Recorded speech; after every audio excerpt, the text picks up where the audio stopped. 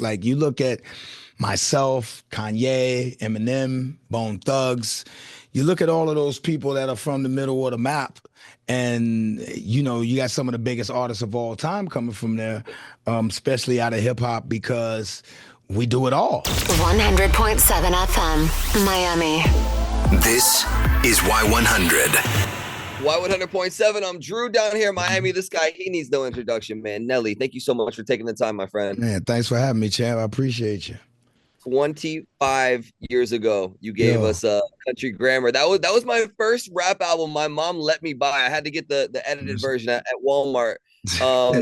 25 years, man. Congratulations. That's huge. Thank you so much, man. Yeah, it don't seem like it, but yeah, they keep reminding me somehow. Like, so I mean, yeah, I hope I didn't get you in too much trouble, man. I want to thank your mom for letting you ride out to your boy, so it's all good. man, no, that album was epic, man.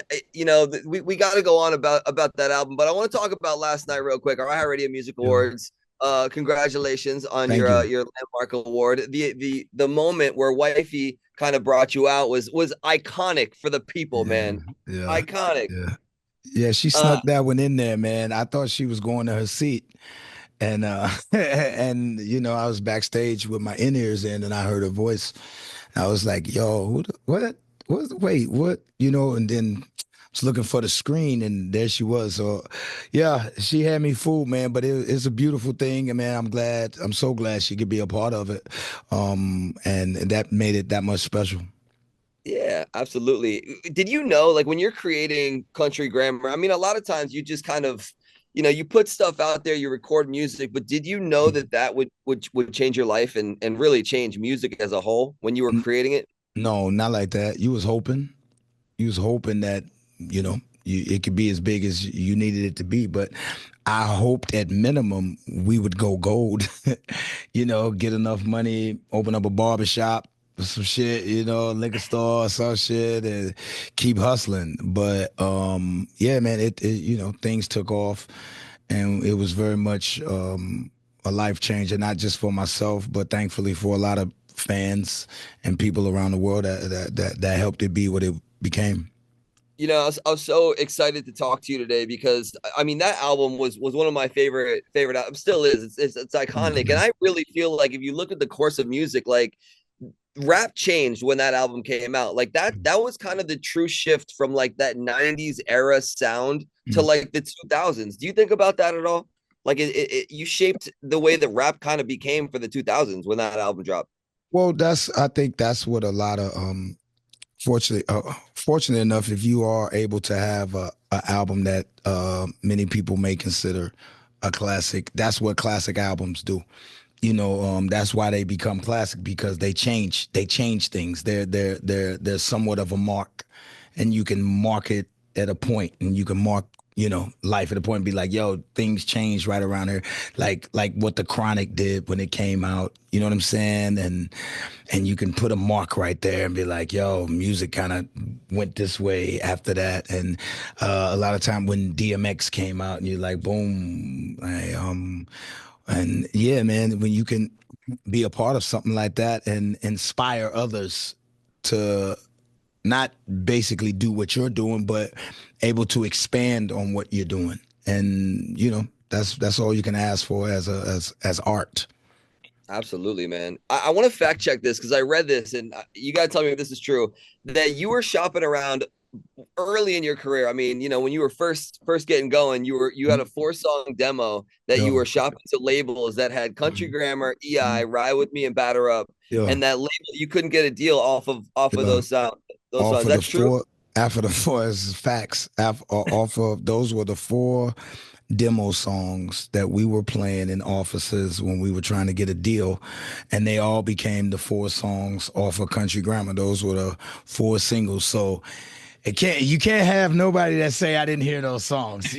Like sometimes when artists get signed, it'd be like, yo, maybe they didn't play or they didn't have those songs at the time, and you didn't see it or didn't hear it. But no, those were all 4 of the exact songs that you would sit in the office and you would press play, and people would be like, okay, All right.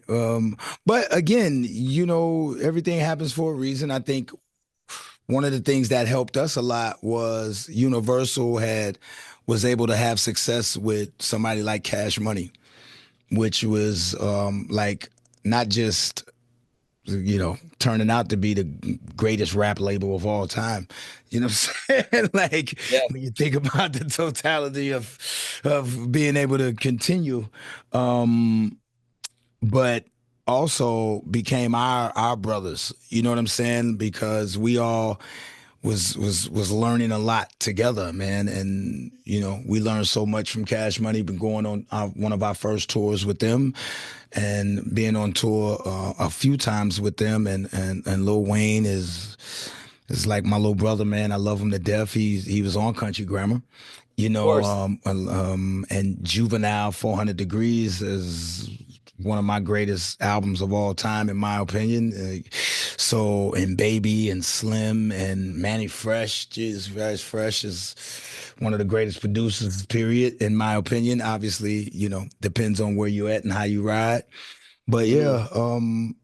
yeah, it's just one of those things where everything was in timing. Everything was in timing, and we were linked up with the right people at the right time and having the right influences. Very few people are able to drop their debut album and have Lil Wayne and Mhm. Cedric the Entertainer Yeah. on that. How did you link with Well, Cedric? I mean, Said was family. Said was family at the time. One of our managers, um, um, blood relative family, was Said's manager, Eric Rome, which is Said's partner and manager to this day. And Said is from St. Louis. Said is from the Loop. right.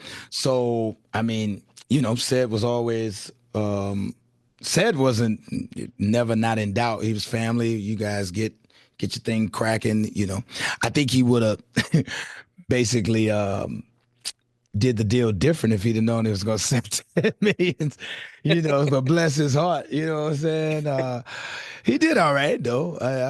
He, He definitely did all right. But he, he and did then, great. like I said, Lil Wayne was young at the time, and like I said again, 400 Degrees had a great impact on me. It's one of my things. So Lil Wayne was one of the ones that heard it and was like, "Yo, I'll do it. I'll do it. Hell yeah, this shit is hot." And I, I love him to this day, man. Wayne could call me for anything, I like want to fact period. check. I want to fact check this too. I heard that you really wanted Juvie, but he was a little expensive at that time. Is that true? Well, expensive and the time. I think it's just timing, man. We were brand new.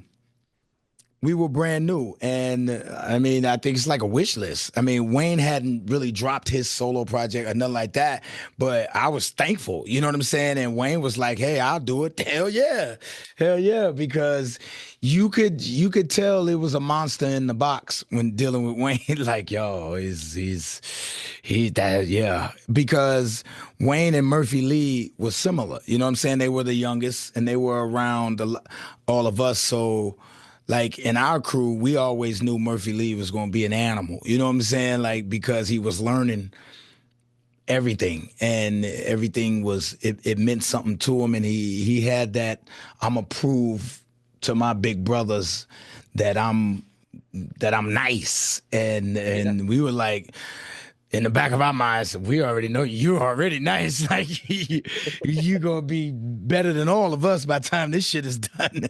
Like, Yeah. definitely on the rap level, he's torture. But yeah, man. I mean, Wayne is a blessing. That's the guy, man. So are you, man. You're you're you're Thank you you're so so much. impressive with the music, man, with the rap. I mean, 20 years ago, and you're a fan of music, obviously, rap was kind of regional, right? Like a rapper from Mhm. Atlanta sounded like Atlanta, somebody from LA sounded like New York, that Mhm. sort of thing. But nobody knew how anybody from St. Louis sounded until you showed us the way. So Yeah. you kind of really go ahead. What the thing about being in the middle of the map is it's not about a specific sound because we're the melting pot. We're the gumbo of music. You know what I mean? Like you got the East Coast, they got their sound. West Coast has their sound. That's why a lot of times you'll have artists that are strictly that side. Mm, You see what I'm saying? And a lot of times when artists break from the middle of the map, they do it and it just goes, because it's not about a side, because we have all of the attributes of what we were listening to. We got East Coast, we got some West Coast, we got some South. Like you look at myself, Kanye, Eminem, Bone Thugs. You look at all of those people that are from the middle of the map, and you know you got some of the biggest artists of all time coming from there, especially out of hip hop, because we do it all. We can do it all. We can go anywhere with this shit. Like, because we have all of those influences. We love what the East Coast brought with the Mecca of hip hop and all of that. We love what the West Coast brought, that funk and brought that vibe of, you know what I'm saying, having that You ain't got that in the East is. Yeah, son. You know what I'm saying? And you got that boom, boom, boom, and then then you got the South got that bounce, and you know what I'm saying? And it's the same thing. So usually when we blow, we blow. You know what I mean? Like it's out of here. You can't put a lid on that shit. You know what I'm saying? Like, because we're gonna appeal to all genres, because we got a little bit of all genres in us. Yeah, I get that, man. You've been doing this for so long. I mean, is there a song that you don't love performing anymore? Is there one song that you're like, God, I Man, gotta I'm do this? thankful I perform anything, man. That damn check clear, I'm out there, man. What them folks trying to hear? You know what I'm saying? Like, because it don't have to be, bro. It don't have to be. And let me tell you right now, I'm only a couple years being successful over not being. You see what I'm saying? Like, for a long time, I remember not having shit.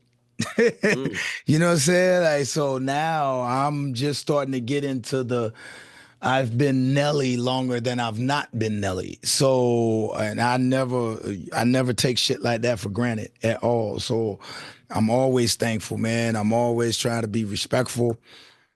And, you know, I know shit don't have to be. You've done it the right way, man. Your fans I love appreciate you. it, man. By the way, Thanks. I have to tell you this. I feel like this is the greatest. We just did this poll here in the radio station, and the greatest opening line of any song is "I'm a sucker for cornrows and manicured toes." That's what everybody said here in this building. It's I what it is. appreciate it, bro.